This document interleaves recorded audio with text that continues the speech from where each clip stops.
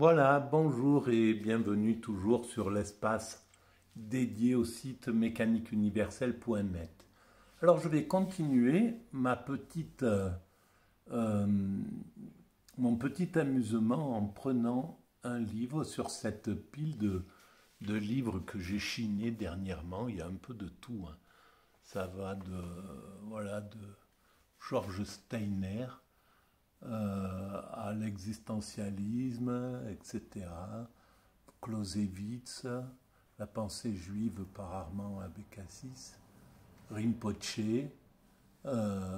Comprendre l'islam, etc. Victor Hugo, Ricoeur. Bon, c'est plutôt de la philosophie. Voilà. Et là, alors, le prochain, c'est celui-ci. Alors, Myriam Révaud-Dallon, La faiblesse du vrai. Ce que la post-vérité fait à notre monde commun. Voilà, chez Seuil. Alors, donc, eh bien, bon, vous savez que c'est lié à cette théorie que je développe sur la mécanique universelle, sur l'espace mécaniqueuniverselle.net, et selon laquelle l'humanité, notre humanité, évolue vers son ultime perfection.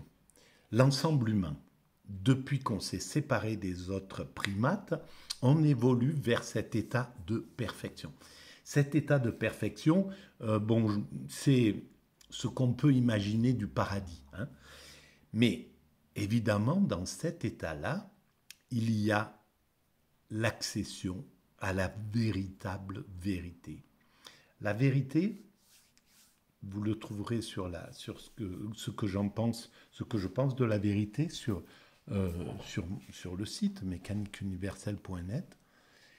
Et en fait, la vérité, elle ne peut être la vraie vérité, la vérité absolue, on va dire. Elle ne peut être appréhendée qu'intimement, corporellement. C'est-à-dire que la vérité, c'est l'extase. C'est le seul moment où nous touchons à la vérité absolue. Et c'est insonore, c'est hors de l'intelligence, hors les calculs, hors la pensée, hors la réflexion. C'est la fusion avec le divin. C'est dans ce seul état que nous sommes dans la vérité absolue, je parle, hein. Les petites vérités, elles existent, c'est celles qui nous servent, c'est des vérités inférieures, on va dire, c'est celles qui nous servent à construire le monde, à voir que, bon, ben voilà, ça c'est un livre, bon, c'est une sorte de vérité. Mais évidemment que c'est autre chose que ce livre. C'est pas la vérité de cet objet, c'est un livre évidemment, mais c'est bien autre chose, c'est une association d'atomes qui vont faire cette forme. Et si on descend encore plus bas que l'atome, on va arriver à quelque chose qui n'est plus au niveau, qui n'a plus de réalité matérielle en réalité. Voilà. Et puis, livre, c'est un terme, simplement, ça peut... voilà, c'est le terme que nous avons choisi pour définir ce type de choses. Et ces vérités qui nous servent, hein, qui sont essentielles, on doit penser que c'est un livre, etc., que c'est telle personne qui l'a écrit, etc., etc. Comme on doit penser que l'univers est constitué comme ça, que les choses tiennent ensemble de telle et telle façon, etc., etc. Mais pour la vérité absolue, c'est quelque chose qui est... Il y a qu'à travers l'extase, dans la fusion avec le divin, qu'on est au contact de cette vérité. Voilà. Et c'est le corps qui la ressent. Il n'y a pas de... C'est pas du tout théorique, par exemple. Les vérités théoriques, elles sont importantes. Actuellement, par exemple, les physiciens nous disent la matière, c'est telle chose. la création de l'univers s'est probablement s'est déroulé comme ça. Il y a eu un Big Bang, etc., etc. L'apparition de l'homme, c'est il y a 3 millions d'années, quand nous nous sommes séparés des autres primates, etc. Et ces vérités-là, on se rend compte qu'elles évoluent tout le temps. Voilà, c'est des vérités qui ne tiennent pas. Mais même les vérités actuelles, par exemple la vérité de je suis français, j'appartiens, il existe un pays qui s'appelle la France, eh bien cette vérité-là sera dépassée dans 4, 5, 6 siècles. On aura dépassé le national et on sera à un autre niveau.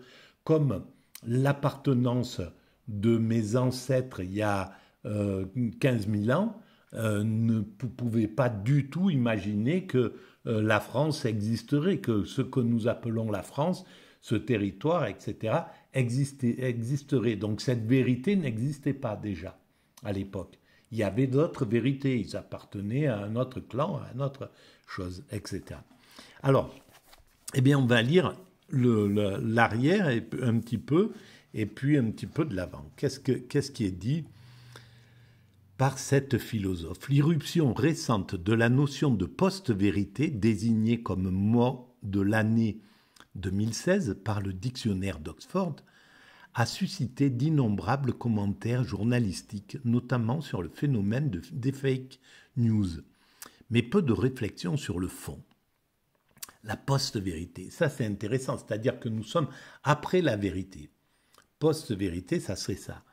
En questionnant les rapports conflictuels entre politique et vérité, Myriam Revaud-Dallon déconstruit nombre d'approximations et de confusions.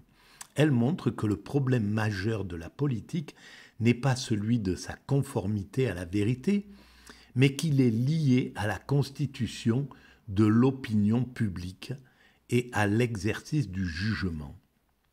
Alors, loin d'enrichir le monde, la post-vérité appauvrit l'imaginaire social et met en cause les jugements et les expériences sensibles que nous pouvons partager. Il est urgent de prendre conscience de la nature, de la portée du phénomène si nous voulons en conjurer les effets éthiques et politiques. Voilà. Donc après, on explique qui est Myriam Revaud-Dallon. Alors, je vais lire aussi la table des matières. Et je me rends compte qu'il y a quelqu'un, voilà, et ça c'est ce que j'aime dans les livres que je chine, je n'avais pas fait attention à ça, c'est que quelqu'un a lu, a écrit, et chacun a sa façon d'annoter les choses. C'est vraiment intéressant. Voilà, bon, il a vécu, et jusqu'à la fin, il est annoté. Donc, c'est quelqu'un qui est allé au bout de cet ouvrage, et ça, c'est magnifique. Alors, à l'ère des postes, état des lieux. Ce qui est poste, donc, l'âge des postes. Circonstances, vérité et politique, une histoire tourmentée. Épisode 1. La mort de Socrate et après. Pouvoir et savoir, opinion et vérité. La doxa des Grecs. Le discours politique et ses équivoques. Épisode 2. Le nom de Machiavel ou l'irruption du mal. Donc il y a bien une réflexion sur la vérité en politique et sur l'histoire de la vérité à travers la philosophie. Le 3e chapitre, c'est la vérité du politique, vérité rationnelle et vérité de fait. La vulnérabilité des vérités de fait, mensonge, capacité d'agir et liberté. Mensonge de masse et visibilité du domaine public. Politique et régime de vérité. La politique est le dire vrai. Retour sur la parésia. Fiction et pouvoir faire. Puissance de la fiction, l'imagination des possibles pratiques, une vérité à faire, post-vérité et perte en monde.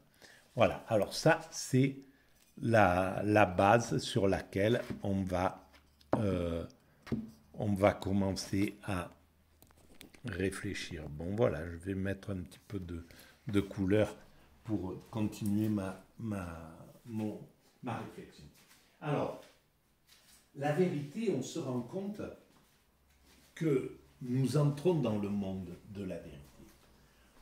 On ne pourra pas y échapper. Et curieusement, le phénomène, par exemple, des fake news, qui est un phénomène intense, important, on se rend compte que là, on est devant un monde, des hommes politiques, par exemple, peuvent faire circuler des idées, ils sont encore sur des faussetés, des mensonges pour anéantir leurs adversaires, avec toujours cette vieille pensée que en disant un mensonge, il va rester quelque chose de négatif. Voilà, ça va être difficile pour l'autre de contester, il va falloir se justifier, etc. Donc c'est toute une technique actuelle qui est utilisée et de façon extrêmement intense. Alors, vraisemblablement, ça a toujours été le cas, je suppose, dans la politique et dans l'histoire de l'évolution de l'humanité. Mais cela va être dépassé, justement parce que c'est mis en lumière. Maintenant, donc déjà, il y a tout un tas, une force qui s'oppose à ça et qui va révéler ces fake news, etc. Mais non seulement ça, dans quelque temps, des lois vont être promulguées par l'humanité pour se préserver de cela. C'est-à-dire que c'est contre ces fausses vérités, les fake news par exemple, ça sera condamné. Mais non seulement les fake news, mais les vérités qui deviennent des faussetés en omettant des choses. Je prends un exemple. Et c'est ce qu'on lit souvent sur Twitter, justement, par ceux qui veulent survolter le racisme. Là, il y a des je ne sais pas si c'est des politiques ou si c'est des jeunes, par exemple, qui relaient chaque fois qu'il y a un crime sordide quelque part, dont l'origine est faite par un étranger. Donc, ils vont aller mettre la lumière sur ce crime-là en faisant... c'est de la perversion, tout simplement. Hein, c'est un système pervers. Pour l'instant, c'est pas puni. Voilà, c'est le principe de l'évolution des interdits. C'est comme ça, c'est-à-dire que des êtres humains s'engagent dans des voies qui sont où il n'y a pas encore il n'y a pas eu de jurisprudence, pas eu de loi pour abuser leurs semblables. Ils utilisent des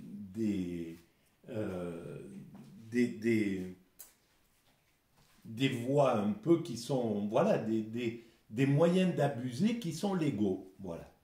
Et donc là, par exemple, en faisant ça, ils abusent l'humanité, ils abusent leurs semblables. Pour l'instant, c'est pas puni. C'est-à-dire qu'ils vont révéler systématiquement sur Twitter telle personne, il y a eu tel crime, vous savez, imaginez le nom du criminel, voilà, etc. Bon, c'est que des manipulations comme ça. C'est des manipulations, mais extrêmement simplistes. Tout le monde peut démasquer ça.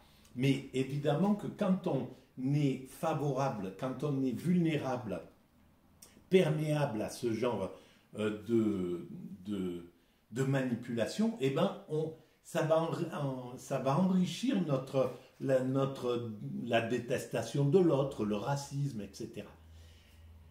Et là, effectivement, ce n'est pas un mensonge en soi, mais c'est un mensonge subtil. Et l'humanité devra aussi légiférer sur ce genre de choses. Pour l'instant, ça passe au travers. Il n'y a pas de loi encore. Comme il n'y a pas de loi pas suffisamment pour abuser de ses semblables par téléphone pour vendre n'importe quoi à des gens vulnérables, à des personnes âgées. On reçoit des coups de fil, etc. Et c'est clair que sur sur 100 personnes, ils arrivent à abuser une, deux ou trois personnes, ou 10 personnes, et ça leur suffit pour s'enrichir. Et pour l'instant, c'est pas, voilà, il n'y a pas de loi mais c'est comme ça que le code pénal s'est enrichi depuis la nuit des temps.